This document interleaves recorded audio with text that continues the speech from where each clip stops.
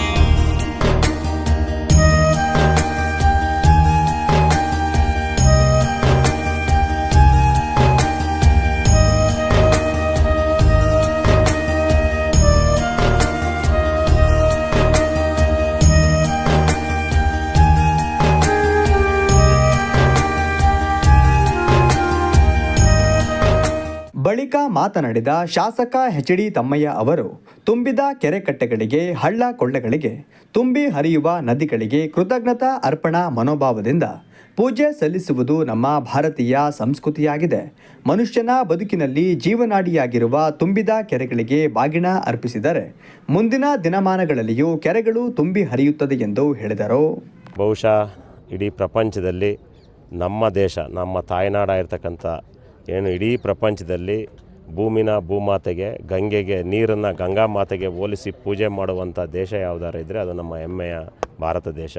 ಇಂಥ ಭಾರತ ದೇಶದಲ್ಲಿ ನಾವು ಗಾಳಿನ, ವಾಯುನ, ಗಂಗೆನ, ಭೂಮಿನ ತಾಯಿಗೆ ಹೋಲಿಸಿ ಪೂಜೆ ಮಾಡುವ ಸಂದರ್ಭದಲ್ಲಿ ಯಾವುದೇ ಕೆರೆ ತುಂಬಿ ಹರಿದಾಗ ಆ ಗಂಗಾ ಮಾತಾ ಪೂಜೆ ಮಾಡುವ ಪದ್ಧತಿ ನಮ್ಮ ದೇಶದಲ್ಲಿ ಮಾತ್ರ ಇರೋದು. ಅದನ್ನು ಇಂದಿನಿಂದನೂ ಹಿರಿಯರು ಒಂದು ಸಂಸ್ಕಾರವನ್ನು ನಡೆಸ್ಕೊಂಡು ಬಂದಿರೋದ್ರಿಂದ ಇವತ್ತು ಆ ಗಂಗಾ ಮಾತೆಗೆ ಪೂಜೆ ಮಾಡಿ ಏನು ಇವತ್ತು ಈ ಕಳಸಾಪುರ, ಈಶ್ವರಹಳ್ಳಿ ಕೆರೆ, ತಿಮ್ಮಾಪುರ ಏನು ಕೆರೆ ತುಂಬಿ ಹರಿತಾ ಇದ್ದಾವೆ, ಇದರಿಂದ ರೈತರಿಗೆ ಒಳ್ಳೆಯದಾಗಲಿ ಅನ್ನೋ ದೃಷ್ಟಿಯಿಂದ ನಾವು ಪೂಜೆಯನ್ನು ಮಾಡಿದ್ದೇವೆ.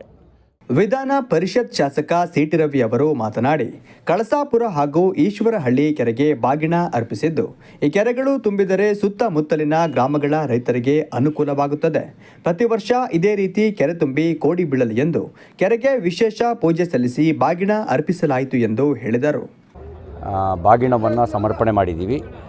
ಪ್ರಕೃತಿಗೆ ನಮಿಸೋದು, ಕೃತಜ್ಞತೆಯಿಂದ ಸ್ಮರಿಸೋದು ಭಾರತೀಯ ಸನಾತನ ಸಂಸ್ಕೃತಿಯ ಒಂದು ಭಾಗ. ಅದರಂತಲೇ ಇವತ್ತು ಬಾಗಿನ ಅರ್ಪಣೆ ಮಾಡಿದ್ದೀವಿ. ನಾವು ಕರ್ಗಡದಿಂದ ಲಿಫ್ಟ್ ಇರಿಗೇಷನ್ ಮಾಡಿ ಕೆರೆ ತುಂಬಿಸುವ ಯೋಜನೆ ರೂಪಿಸಿದ್ವಿ. ಒಳ್ಳೆಯ ಮಳೆನೂ ಆಗಿದೆ ಈ ವರ್ಷ. ಕರೆಕ್ಟಾಗಿ ನಿರ್ವಹಣೆ ಮಾಡಿ ಪ್ರತಿನಿತ್ಯ ನೀರು ಹೊಡೆದಿದ್ದರೆ 30-35 ದಿನಕ್ಕೆ ಕೆರೆ ತುಂಬಿ ನಾವು ಬಾಗಿನ ಅರ್ಪಣೆ ಮಾಡಬೇಕಾಗಿತ್ತು. ಸರಿಯಾಗಿ ನಿರ್ವಹಣೆ ಮಾಡದೇ ಇರೋ ಕಾರಣಕ್ಕೆ ನಾವು ಅಕ್ಟೋಬರ್ ಕೊನೆ ತಿಂಗಳಲ್ಲಿ ಬಾಗಿನ ಅರ್ಪಣೆ ಮಾಡಬೇಕಾದ ಪರಿಸ್ಥಿತಿ ಬಂತು. ಅದು ಮಳೆ ಕಾರಣಕ್ಕೆ. ಮಳೆ ಬರದೇ ಇದ್ದಿದ್ದರೆ ಈ ವರ್ಷ ಬಾಗಿನ ಅರ್ಪಣೆ ಮಾಡ್ತಿದ್ವು ಅನ್ನುವಂಥ ವಾತಾವರಣ ಇರಲಿಲ್ಲ.